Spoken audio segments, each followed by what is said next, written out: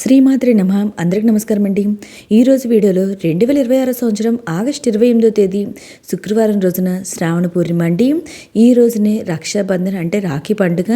ఇంకా ఈ రోజున మనం చంద్రగ్రహణం కూడా ఉందండి ఈరోజు. అయితే ఈరోజు వీడియోలో ఈ శ్రావణ శుక్రవారం రోజున మనం వరలక్ష్మి వ్రతం నిర్వహించుకోవచ్చా, అంటే చంద్రగ్రహణం ఉంది కాబట్టి ఈ వరలక్ష్మి వ్రతం నిర్వహించుకోవచ్చా, ఇంకా రక్షాబంధన పండుగను కూడా నిర్వహించుకోవచ్చా, అసలు ఈ గ్రహణం ఎప్పటి నుండి ప్రారంభం ఎప్పటి వరకు ఉంటుంది, పట్టు విడుపు సమయాలేంటి, ఇంకా ఈ గ్రహణం ఏ ఏ ప్రాంతాల్లో కనిపిస్తుంది, ఈ గ్రహణానికి సంబంధించిన అన్ని విషయాలు కూడా ఈ వీడియోలో తెలియజేస్తండి. ఇంకా ఎవరైతే రెండో వారం వరలక్ష్మి వ్రతం చేసుకోలేకపోయారో వారు ఈ మూడో వారం పౌర్ణమి రోజున నిర్వహించుకోవచ్చా అనే విషయం కూడా తెలియజేస్తాను.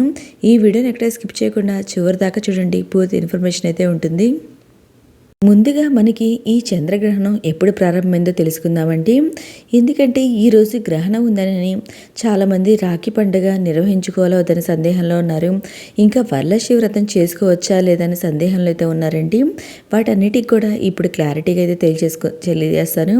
మనకి ఈ గ్రహణం పట్టు విడుపు సమయం వచ్చి 2026 సంవత్సరం ఆగస్టు 28వ తేదీ శుక్రవారం రోజున ఉదయం 8:04 ప్రారంభమయ్యి 2026 సంవత్సరం ఆగస్టు 28వ తేదీ శుక్రవారం రోజున ఉదయం 11:21 వరకు ఈ గ్రహణం అనేది ఉంటుందండి. పట్టు విడుపు సమయాలు అనేది ఉన్నాయి. అంటే ఈ గ్రహణం కనపడే సమయంలో మన భారతదేశంలో పగటి సమయం కాబట్టి ఈ చంద్రగ్రహణం అయితే మన భారతదేశంలో కనిపించదండి. అందుకని కనిపించిన ప్రాంతంలో మన శాస్త్రాల ప్రకారం కనిపించిన ప్రాంతంలో ఎలాంటి గ్రహణ నియమాలు కానివ్వండి, గ్రహణానికి సంబంధించిన సూతకాలాలు కానివ్వండి, ఇలాంటివి ఏమీ వర్తించవండి. అంటే మనకి ఈ భారతదేశంలో ఈ గ్రహణం కనిపించదు కాబట్టి ఈ గ్రహణానికి సంబంధించిన ఎలాంటి నియమాలు అయితే మన భారతదేశంలో ఉన్న వాళ్ళైతే పాటించిన అవసరం లేదండి. యథావిధిగా మనం ఆ రోజు నిర్వహించుకునే పూజలు కానివ్వండి, వ్రతాలు కానివ్వండి, రక్షాబంధన పండుగ కానివ్వండి, ఇవన్నీ కూడా నిర్వహించుకోవచ్చు. ఇంకా ఎవరైతే ఈ వరలక్ష్మి వ్రతం మనం రెండో వారం చేసుకోలేకపోయాము అనుకునే వాళ్ళు ఈ మూడవ వారమైన ఈ వరలక్ష్మి వ్రతం అయితే నిర్వహించుకోవచ్చండి. ఇంకా పౌర్ణమితో కలిసి వచ్చిన తిథి కాబట్టి ఈరోజు అయితే వరలక్ష్మి వ్రతం అయితే నిర్వహించుకోవచ్చు. ఇంకా రాఖీ పండుగ అంటే రక్షాబంధన్ కూడా ఈరోజు అయితే నిర్వహించుకోవచ్చండి. మనం అన్నదమ్ములకి రాఖీలు అనేది ఈ రోజైతే కట్టుకోవచ్చు.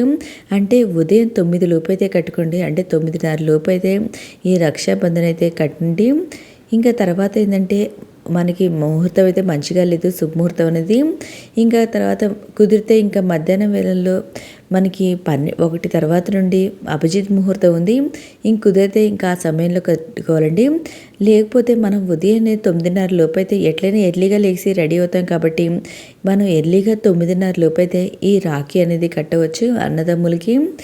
ఇంకా ఈ వరలక్ష్మి వ్రతం కూడా చేసుకునే వాళ్ళు కూడా కుదిరితే మీరు బ్రహ్మముహూర్తంలో చేసుకోండి, చాలా మంచిది. ఇంకా ఈరోజు అంటే వరలక్ష్మి వ్రతం చేసుకోవాలంటే ప్రసాదాలు ఇవన్నీ చాలా ఉంటాయి కదండి అనుకుంటే కుదిరితే 9 లోపు అయితే ఈ పూజ నిర్వహించుకోండి, 9:30 లోపు. తర్వాత 9:30 నుండి ఏంటంటే 10:30 నుండి మనకి రాహుకాలం అనేది ఉంటుంది కాబట్టి ఈ లోపు అయితే పూజ చేసుకోండి. పూజ అనేది ప్రారంభించుకున్నా పర్వాలేదు ఈ టైంలో. అయితే ఇంకా ఈ గ్రహణం ఏ ఏ ప్రాంతాల్లో కనిపిస్తుంది అంటే ఈ గ్రహణం వచ్చి ఉత్తర అమెరికా, దక్షిణ అమెరికా, యూరోప్, ఆఫ్రికా, పశ్చిమ ఆసియాలోని కొన్ని ప్రాంతాల్లో ఈ చంద్రగ్రహణం అయితే కనిపిస్తుందండి. అయితే ఈ ప్రాంతంలో మన భారతీయులు ఎవరైనా ఉంటే ఈ గ్రహణ నియమాలు అయితే పాటించాలండి. లేకపోతే మన భారతదేశంలో ఉన్న వాళ్ళైతే ఈ నియమాలు అయితే పాటించడం అవసరం లేదు. అంటే గ్రహణానికి సంబంధించిన సూతకాలం కూడా వర్తించదండి. యథావిధిగా మనం పూజలు, వ్రతాలు ఇవన్నీ అయితే నిర్వహించుకోవచ్చు. ఇంకా గర్భిణీ స్త్రీలకు వస్తే వాళ్ళు కూడా ఈ గ్రహణ నియమాలు అయితే పాటించడం అవసరం లేదండి. అంటే మన భారతదేశంలో అంటే ఈ గ్రహణం కనిపించకుండా ఉండే ప్రాంతాల్లో వాళ్ళైతే ఈ గ్రహణ నియమాలు అయితే పాటించడం అవసరం లేదండి. ఏ ఏ ప్రాంతాల్లో ఈ గ్రహణం కనిపిస్తుందో వాళ్ళైతే ఈ గ్రహణ నియమాలు అనేది పాటించాలి. మిగిలిన వాళ్ళైతే యథావిధిగా పూజలు, వ్రతాలు, రక్షాబంధన పండుగ వాటన్నిటిని కూడా నిర్వహించుకోవచ్చు. ఓకే అండి, నేను ఇక్కడ చెప్పేది మీ అందరికీ క్లారిటీగా అర్థమైంది అనుకుంటున్నాను. మీకు ఇంకా ఏమైనా సందేహాలు ఉంటే నా కమెంట్ బాక్స్లో కమెంట్ చేయండి. నేను ప్రతి ఒక్కరికి రిప్లై అనేది ఇస్తాను. మీకు ఈ వీడియో నచ్చినట్టయితే లైక్ చేయండి, మీ ఫ్రెండ్స్ అండ్ ఫ్యామిలీ మెంబర్కి షేర్ చేయండి. ఇంకా ఈ వరలక్ష్మి వ్రతం రోజున పూజ ఎలా చేసుకోవాలి, ఈ వ్రతం ఎలా ఆచరించాలో మన ఛానల్లో ఆల్రెడీ వీడియోస్ అయితే ఉన్నాయండి. ఇంట్రెస్ట్ ఉన్న వాళ్ళు చూడండి. ఓకే అండి, థ్యాంక్ యూ ఫర్ వాచింగ్.